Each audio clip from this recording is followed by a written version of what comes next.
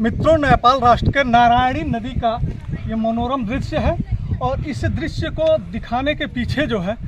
ये मनोरम दृश्य दिखाने के पीछे जो मेरा कारण है वह यहाँ बरसों से विद्यमान भ्रष्टाचार का है। मित्रों,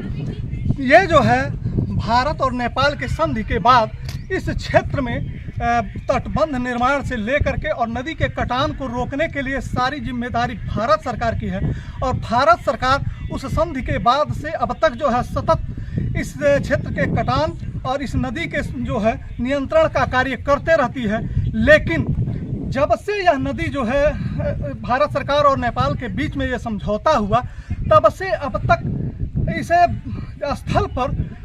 अनगिनत रुपए, जिसकी कोई सीमा नहीं है, कोई जो है पैमाना नहीं है कि कितना रुपया जो है इन जगहों पे भारत सरकार खर्च कर चुकी है। कभी बी गैप ए के नाम पर, कभी बी गैप बी के नाम पर, इस तरह से ये ब्लॉक और स्पान बना करके बाढ़ को नियंत्रण करने के लिए भारत सरकार हर वर्ष प्रयास करती है। लेकिन इस प्रयास में पलीता जो है लगाते हैं वहाँ के जिम्मेदार अधिकारी और कर्मचारी, जैसे जेई, एक्सियन, ये तमाम सिंचाई विभाग के जो है लोग इस कार्य को अपने भ्रष्टाचार और अपने जेब भरने के कारण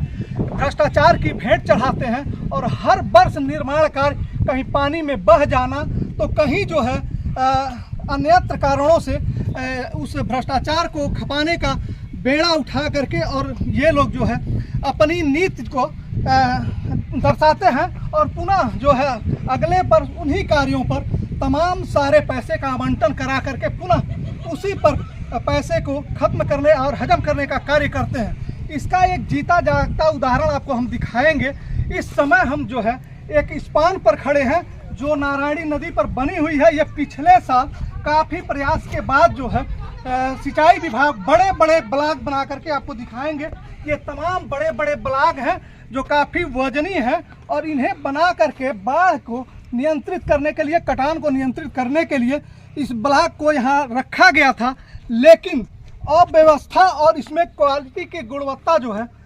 कम होने के नाते जितनी गहराई तक स्पान को जाना चाहिए था वह स्पान नहीं गए हैं, ये पत्थर बोल्डर नहीं गए हैं और ऊपर ही जो है रख करके इन्हें व्यवस्थित कर दिया गया है, जिसके कारण आप देखेंगे कि ये सारे बड़े बड़े बोल्डर जो है नदी में अब गिर रहे हैं और गिर करके समाप्त हो रहे हैं। इन बोल्डरों के नीचे आप देख रहे हैं कि बालू भी दिखाई दे रहा है, जहां इन्हें सीमेंट से जो है इन्हें ब्लॉक करना चाहिए था ताकि इनकी मजबूती बनी रहे, लेकिन ऐसा न करके ऐसे इन्हें बालू के रेत पर छोड़ दिया गया, जिसके कारण जो है ये ब्लॉक चारों तरफ गिर रहे हैं पानी में। और पुनः एक बार सिंचाई विभाग को यह मौका हाथ लगेगा कि पुनः बाढ़ नियंत्रण के कारण रोकने के लिए यह कारण बताते हुए पुनः एक बार भारतीय धनराशि का जो सरकार, भारत सरकार की धनराशि है, उसे खपाने का मौका मिल जाए। यह सिर्फ एक जगह का नहीं, आप देखेंगे दूर दूर तक तमाम सारे ब्लॉक इसी तरह से नदी में विलीन हो रहे हैं और विलीन होकर के भारत सरकार की उस धनराशियों का बंदरबाट हो रहा है।